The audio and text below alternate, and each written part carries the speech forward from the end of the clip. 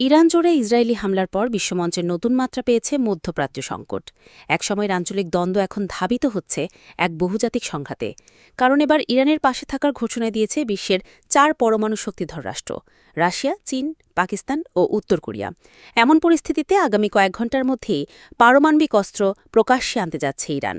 বিস্তারিত জানাচ্ছেন শেখ ফরিদ। আয়রন ডোমকে ইসরায়েলের আকাশ প্রতিরক্ষা ব্যবস্থার অহংকারের প্রতীক হিসেবে বিবেচনা করা হতো।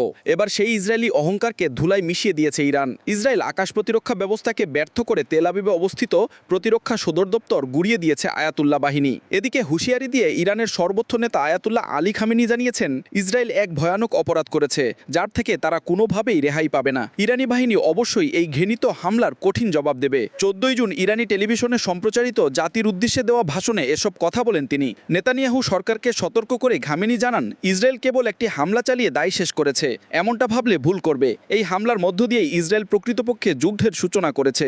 ইরানের আকাশসীমা লঙ্ঘন এবং দেশের সার্বভৌমত্বে